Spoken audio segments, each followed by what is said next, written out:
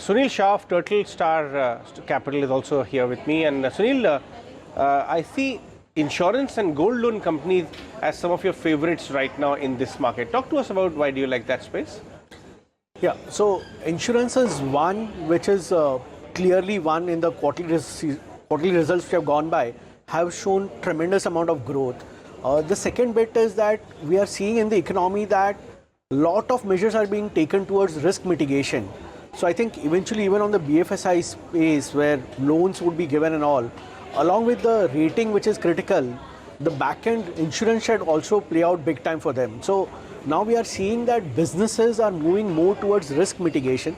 Even in general lifespan as well, people are more inclined towards getting into the insurance bit very early on in their life. So a lot of potential is there, A, for the industry to grow, B, the players in the industry have already crossed the inflection point. So if we compare the embedded value of most of the insurance companies and put on that market cap, now embedded value is something which is the present value of the future business which they will earn and discounted to the present value. So I think there the gap is not so much as it is for any other business.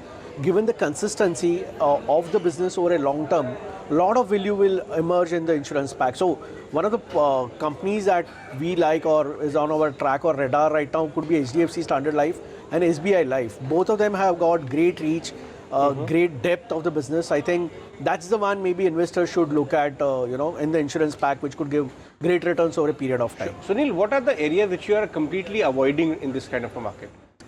So I think the way in which market is structured, any companies which are where the debt equity is completely in a problem zone or the pledge shares issues are there, those are the ones which are getting hammered every per day. So I think if we apply this criteria of companies where debt is an issue, pledge is an issue across sectors and avoid those companies, I think that would be more safe with.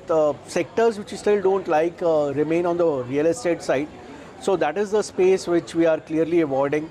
And a lot of companies even on the power front where government policy plays a big role in terms of policy announcements which can give, not good visibility on the earnings is the one to avoid. So I think I'll not look at companies in the real estate, power space, but also the companies where there are debt issues and pledge issues across the sectors. What is your view on the auto space? Today there's commentary coming in from Nitin Gadkari once again that they will not actually set any deadline.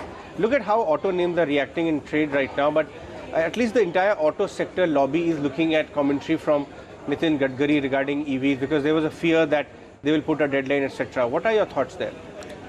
So I think the statement has come from the minister's side that the EV deadline will not be harped upon so rigidly for most of the players, and so there could be some relief on the IC engine for a long period of time.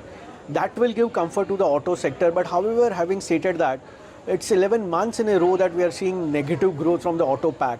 So just a policy announcement on the EV delay is not something which will really kickstart the auto stocks rally as such. They will have to see actual improvement in demand offtake, and that will be compounded from multiple sides. A could be the transmission of the rate cut in the interest rates going down to the last borrower who is borrowing for loans in the market overall. Second could be on the GST bit. So there will be multiple factors which would actually be required to revive the auto sector. And I think the base effect of auto will play out from the month of November, December. So even if November, December we maintain these numbers, we could still show a positive growth because the base effect would kick in by November, December. So I think that will be one important point. And the last bit, just if I can add, is the rural side. The monsoon has been really good, and in all this negative environment, we are missing out on the positive thing which can come from the rural side around the Diwali season, which could really surprise many on the auto side. So I'm just keeping the fingers crossed, as is most of the participants in the auto companies are doing so. All right, Sunil, with that, I'll let you go. Thank you very much for coming over today in the studios. That was Sunil Shah talking about the auto space, among other areas which he really likes in the market.